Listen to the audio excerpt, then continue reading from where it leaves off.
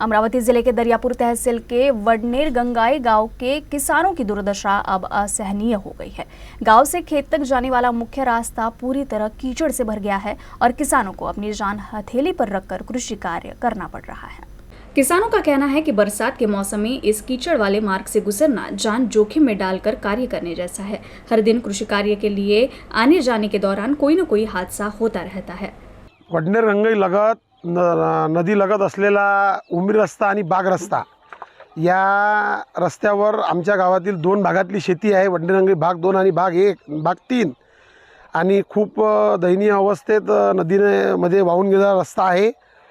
तर या रस्त्याची दुरुस्ती म्हणून शासनाने तात्पुरती तरी काही दुरुस्ती म्हणून आम्हाला आता आजच्या परिस्थितीत मुरुम आणि काहीतरी रेती टाकण्याची व्यवस्था करून द्यावी आणि पुढे याच्यावर एक मोठा ब्रिजचं बांधकाम त्यांनी करून द्यावं अशी सगळ्या शेतकऱ्यांच्या वतीने मी आपल्याकडे मागणी करत आहे। आणि याच्याकडे लवकरात लवकर दखल देऊन आमचा शेतीचा मार्ग मोकळा करावा। आमचं जे सोयाबीनचं पीक आहे ते आता 1 महिन्याच्या कालावधीत घरी आणायचं आहे आणि इथून जाण्याची व्यवस्था इतकी बिकट आहे तर आम्ही तो शेतमाल घरी कसा आणावा आणि त्याच्यावरच आमचा सर्व उदरनिर्वाह आहे।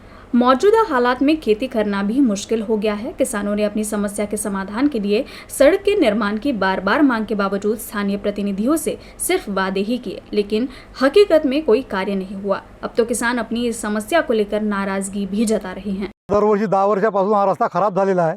शासनाकडे बरेचदा पाठपुरावा केला तरी कोणी लक्ष देत नाही। आश्वासन भरपूर लोक देतात। आमचा माल पूर्ण खराब होत आहे। सोयाबीन घरी येत नाही, शेतमजूर शेतात जात नाही, शेतासाठी लागणारे वाहनं बंडी जोडी वगैरे ट्रॅक्टर कोणी देत नाही। त्याच्यामुळे आमचा आता पूर्ण मोठ्या प्रमाणात तीव्र आंदोलन करायची आम्ही संकल्पना केलेली आहे। इस इलाके में दुर्घटनाओं की संख्या बढ़ गई है। ट्रैक्टर पलटना, बैलगाड़ियों के फंस जाने से किसानों का आर्थिक और शारीरिक नुकसान हो रहा है। ग्रामीणों ने चेतावनी दी है कि अगर सड़क का काम जल्द से जल्द शुरू नहीं हुआ तो वे उग्र आंदोलन करेंगे।